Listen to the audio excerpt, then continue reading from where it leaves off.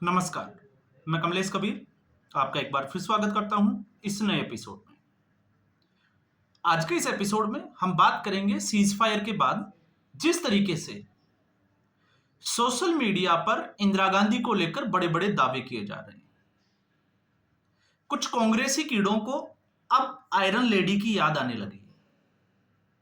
इसलिए यह वीडियो जो है वो बड़ा महत्वपूर्ण हो जाता है। और वैसे आपने देखा होगा इससे पहले भी इसके ऊपर जो भी मैंने वीडियो बनाए हैं, उस हर वीडियो आपने देखा लेफ्ट विंग को भी और राइट विंग को भी, लेकिन मैंने पूरी कोशिश की पूरी ईमानदारी के साथ फैक्ट्स के ऊपर बात करते हुए। और इस वीडियो में भी हम जो है वो इसी तरीके का एक विश्लेषण करने की कोशिश करेंगे। जिस तरीके से अभी सोशल मीडिया पर एक वॉरफेयर चल रहा है, और ये वॉरफेयर कोई पाकिस्तान से नहीं चल रहा। इस वॉरफेयर की जरूरत क्यों पड़ी? क्योंकि जब प्रधानमंत्री नरेंद्र मोदी ने अटैक करना शुरू किया, पहलगाम का हमला हुआ, तो सोशल मीडिया पर नरेंद्र मोदी को गाली देने के लिए लगातार जो है वो नरेंद्र मोदी को घेरते हुए नजर आए कि पहलगाम का बदला कब लिया जाएगा। गायब का पोस्टर तो आपको याद ही होगा, सुप्रिया सिरनेत का।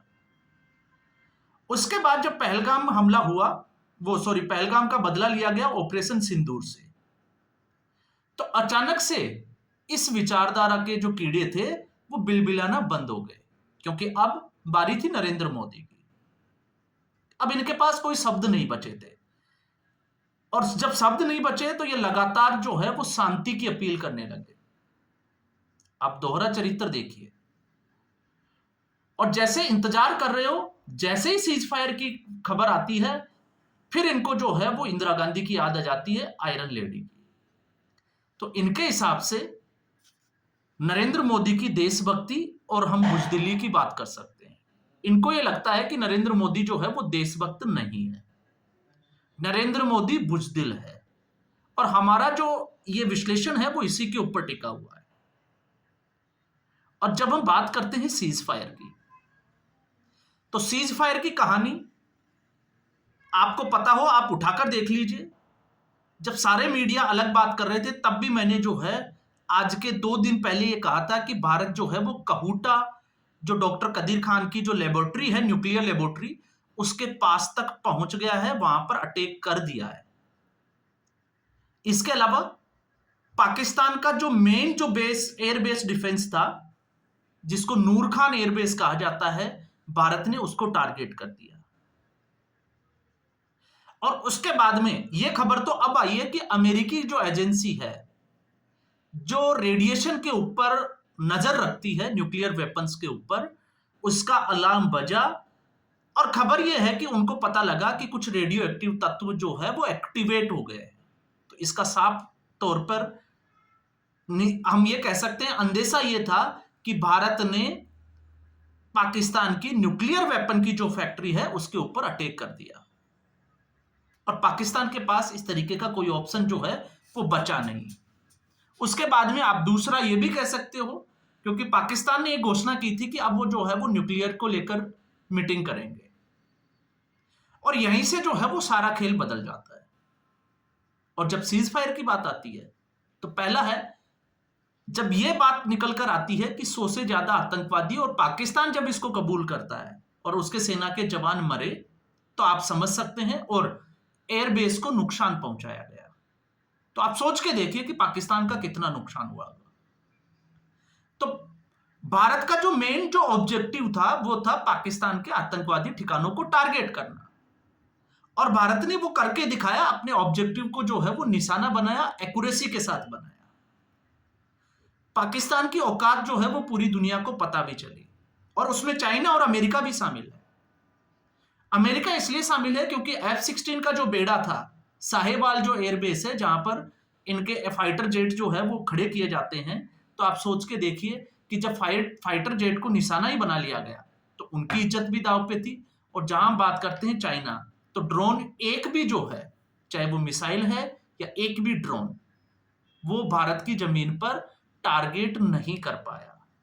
तो ये तो थी इस पूरी जो 3 दिन का जो घटनाक्रम चला उसका। अब हम इसके दूसरे तरीके पे बात करते हैं, क्योंकि जो लोग नरेंद्र मोदी को इस वक्त गालियां दे रहे हैं, आप सोच के देखिए, हमने खबर पढ़ी ना कि पुंछ में 16 लोगों की जान गई है। तो जब इस तरीके का हमला होता है तो ये नहीं है कि अकेले पाकिस्तान का ही नुकसान है। ये तो अच्छा है कि हमारा एयर डिफेंस सिस्टम है S-400 के बाद में वो बड़ा मजबूत हुआ है, वरना आज जो ये बात कर रहे हैं ना कि नरेंद्र मोदी ने सीज फायर कर दिया, ये कर दिया, मुझे लगता है शायद ये जो है वो बोलने की हिम्मत तक नहीं कर पाते। और S-400 कौन लेके आया? 2018 में नरेंद्र मोदी। राफेल कौन लेके आया? नरेंद्र मोदी। और ये वही पार्टी है जो आपको पता होगा सुप्रीम कोर्ट तक पहुंच गई थी इन चीजों को रुकवाने के लिए। तो सीज फायर आप सोच के देखिए कि अगर पाकिस्तान की एक भी मिसाइल, क्योंकि पाकिस्तान इसके लिए जाना जाता है, हमें ये कतई नहीं भूलना चाहिए। मैं खुद भी ये मानता हूं कि ये जो युद्ध था वो 2 दिन और चलना चाहिए था, लेकिन पॉलिटिकली या डिप्लोमेटिकली जो भी सरकार ने सोचा है, तो मुझे लगता है कि जो सरकार सबक सिखाना जानती है तो वो देश हित का ही सोचेगी। और इसके जो इंपैक्ट की जब हम बात करते हैं तो वो आने वाले दिनों में जो है वो उसका पता चल जाता है। अचानक से हम नहीं कह सकते कि डिसीजन सही था या गलत था, लेकिन आप सोच के देखिए, इतने ड्रोन और इतने मिसाइल जब पाकिस्तान ने दागे, अगर एक भी किसी शहर के ऊपर, जो कि भारत घनी आबादी वाला क्षेत्र है, अगर उस एरिया में गिर जाती तब क्या होता। और जब हम इस सवाल का जवाब ढूंढते हैं तो फिर हमें लगता है कि नहीं, ये जरूरी कदम था, क्योंकि भारत ने जो ऑब्जेक्टिव टारगेट किए थे वो भारत ने करके दिखा दिए। अब हम आते हैं, जब इसको लेकर इंदिरा गांधी की आड़ ली जाती है आयरन लेडी,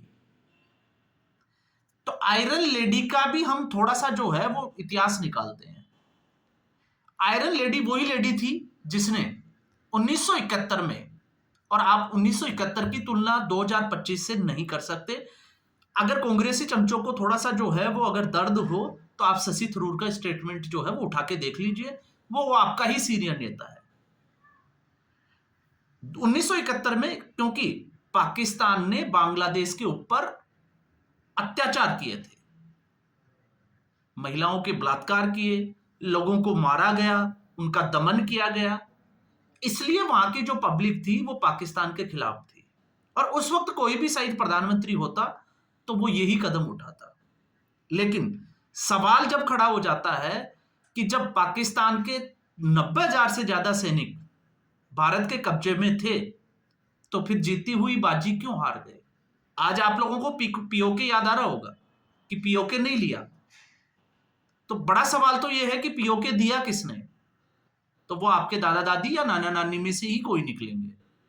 तो ये जो है इतिहास में जब भी कोई बात अगर की जाती है तो मुझे लगता है कि ये वक्त है राजनीति नहीं करने का, देश के साथ खड़े होने का। इस समय कम से कम जो है वो ऐसा ही करना चाहिए, और ऐसा नहीं है तो आप पाकिस्तान से सीखना चाहिए, पाकिस्तान के हालात क्या है उससे भी सीखना चाहिए। और ऐसी स्थिति में जब मैं ये कहता हूं कि पीओके दिया किसने, तो इन लोगों के पास शायद जो जवाब नहीं होगा। और फिर पीओके लेने का 1971 में भी तो मौका था, तो आपकी आयरन लेडी ने लिया क्यों नहीं? क्यों जुल्फिकार अली भुट्टो के साथ में टेबल के ऊपर बैठी, शिमला समझौता किया और फौजियों को छोड़ दिया? और वो तो स्थिति ऐसी थी जब पाकिस्तान के वेस्ट पाकिस्तान, जिसको हम कहते हैं आज का जो पाकिस्तान है, उसके तकरीबन हिस्सों के ऊपर भारतीय सेना ने कब्जा कर लिया था। तो फिर वापस कैसे आ गए? तो इस सवाल का जवाब अगर आप लोग सुन रहे हैं तो इसका जवाब जो है वो जरूर दें। और फिर हम आते हैं, उससे आगे बढ़ते हैं। आप सिंधु जल समझौता जो हुआ था, जिसमें 80% पानी पाकिस्तान को दिया गया और 20% भारत को, हम उसकी जो है वो इसमें चर्चा नहीं करेंगे, हम इसी आयरन लेडी की चर्चा करेंगे।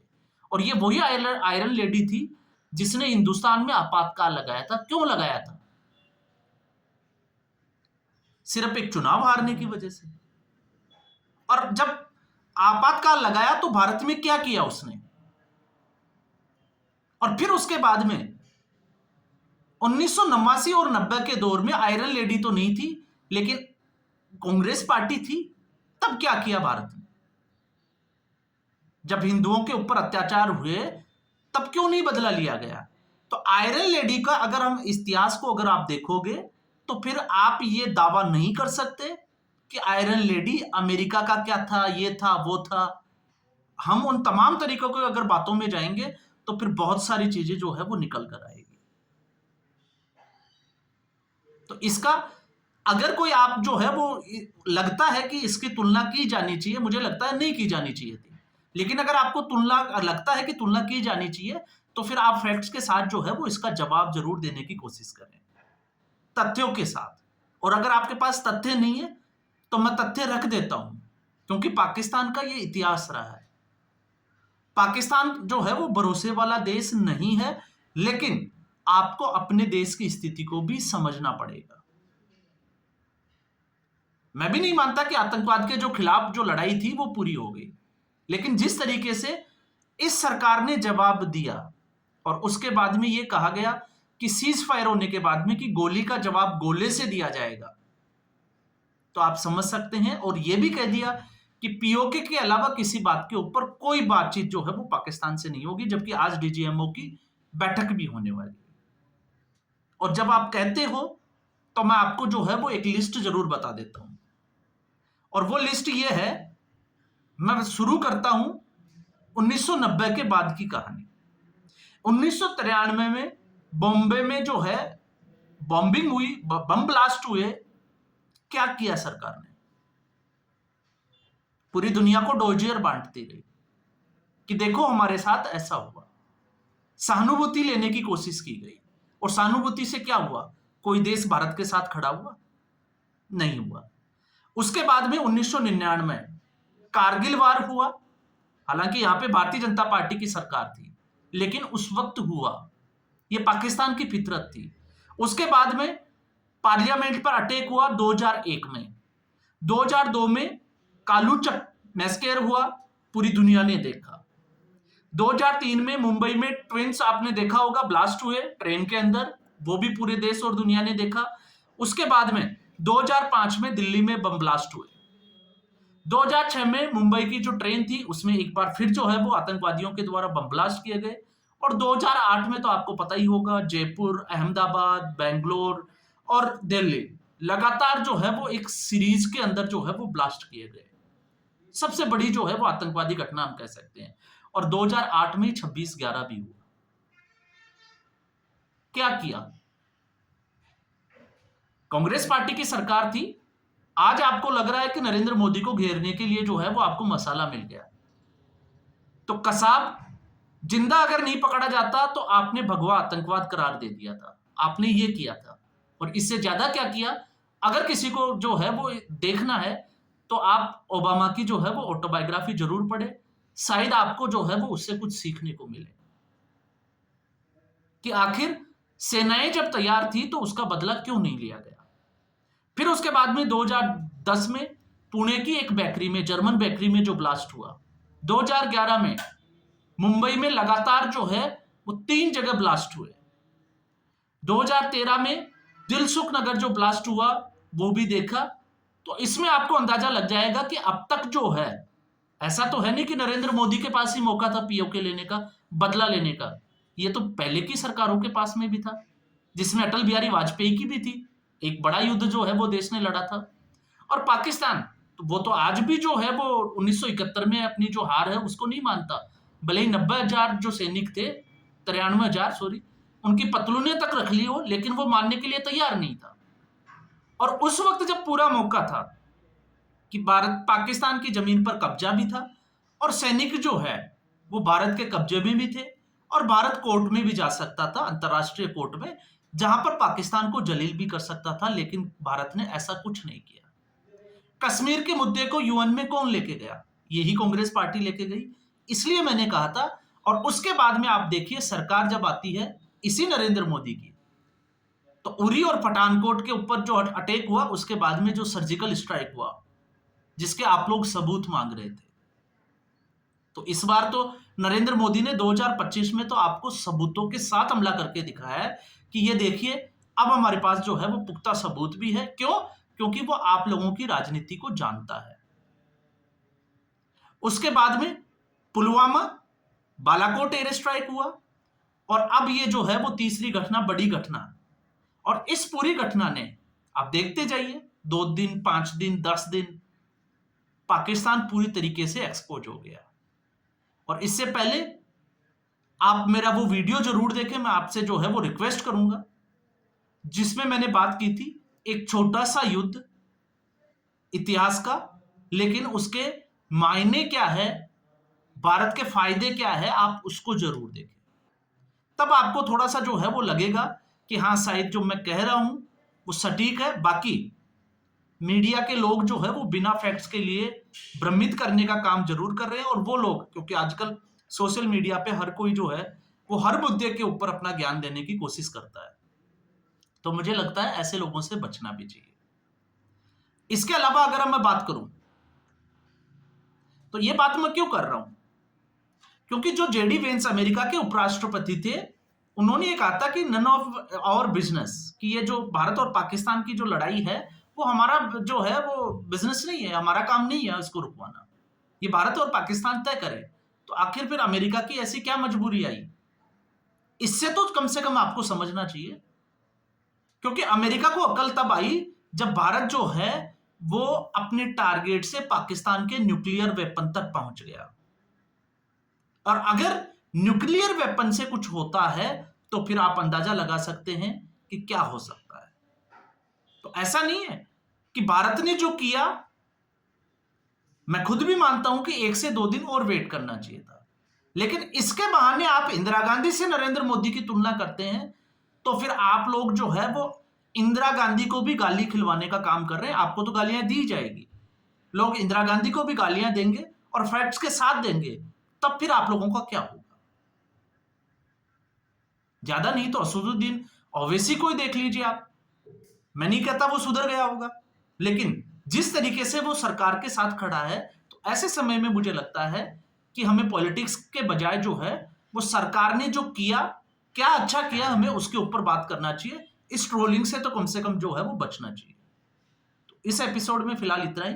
उम्मीद करता हूं वीडियो एपिसोड आपको पसंद आया होगा। वीडियो को लाइक करें, शेयर करें, चैनल जरूर सब्सक्राइब करें। धन्यवाद।